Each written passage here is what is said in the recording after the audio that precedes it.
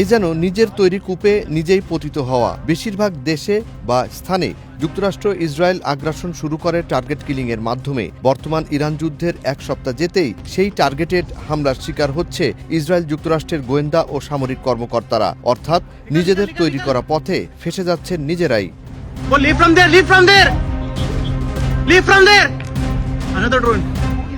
মধ্যপ্রাচ্যে মার্কিন ঘাঁটিগুলো তছনছ ইরানি ড্রোন আর মিসাইলে। তাই ঘাঁটি ছেড়ে শহরের আবাসিক এলাকা, বিলাসবহুল হোটেল, স্যুট বা ফ্ল্যাটে আশ্রয় নিয়ে গোপনে মিশন চালিয়ে যাচ্ছেন মার্কিন সেনা ও গোয়েন্দারা। তবে এ তথ্যও চলে যাচ্ছে ইরানের হাতে। তাই আবাসিক এলাকায় পালিয়েও ইরানি মিসাইল থেকে বাঁচতে পারছেন না মার্কিন ইসরায়েলি কর্মকর্তারা। ये ड्रोन जा रहा है, आप लोग देखिए, भागो पीछे तो पीछे। बहुत तगड़ा ही धमाका हुआ है यहाँ बहरीन में। গেল কয়েকদিন ধরে দেখা যাচ্ছে বাহরাইন, কাতার, আমিরাতের দুবাই, সৌদি আরবের রাজধানী রিয়াদের বিলাসবহুল হোটেল ও টাওয়ারে নির্দিষ্ট ফ্ল্যাটে আঘাত হেনেছে মিসাইল বা ড্রোন। পরে জানা যায় সেগুলো ছিল ইসরায়েল মার্কিন সেনা ও কর্মকর্তাদের বাসস্থান। बहुत तगड़ा ही धमाका हुआ है यहाँ बहरीन में। पूरी बिल्डिंग में आग लग गई है। মার্কিন ইসরায়েলি সেনাদের এমন করুণ অবস্থায় সৌদি আরবের বিশিষ্ট বিশ্লেষক সাদ আল ফাকিহ আরব দেশগুলোর তীব্র সমালোচনা করেন। তিনি বলেন, আমরা মার্কিনীদের নিয়ে এসেছি আমাদের রক্ষার জন্য, এখন আমরাই তাদের রক্ষা করছি।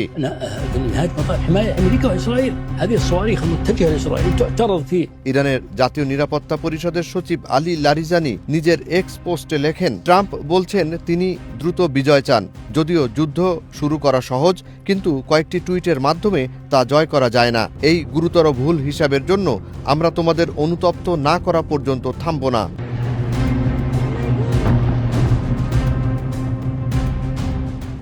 এদিকে মার্কিন ইসরায়েলি সেনাদের উপর হামলা বন্ধে কিছু শর্ত দিয়েছে ইরান। ইরানের নতুন সর্বোচ্চ নেতা বলেন, আমরা শত্রুদের কাছ থেকে ক্ষতিপূরণ আদায় করব এবং যদি তারা তা না দেয় তাহলে তাদের সম্পদ থেকে আদায় করে নেব। পারস্য উপসাগর এলাকায় যেসব দেশে যুক্তরাষ্ট্রের ঘাঁটি আছে তাদের প্রতি ইরানের সর্বোচ্চ নেতা মুজতবা খামেনি বলেন, আমরা প্রতিবেশী দেশগুলোর সঙ্গে বন্ধুত্বে বিশ্বাস করি এবং কেবলমাত্র মার্কিন ঘাঁটিগুলোকেই লক্ষ্যবস্তু বানিয়েছি। এই পথ আমরা অবশ্যই অব্যাহত রাখব।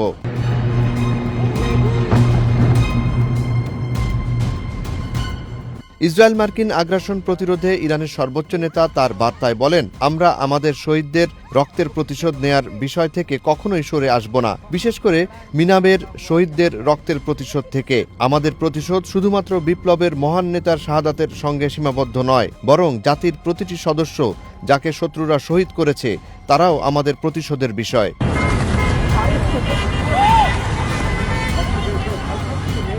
জুনায়েদ আলী সাকি, বৈশাখী সংবাদ।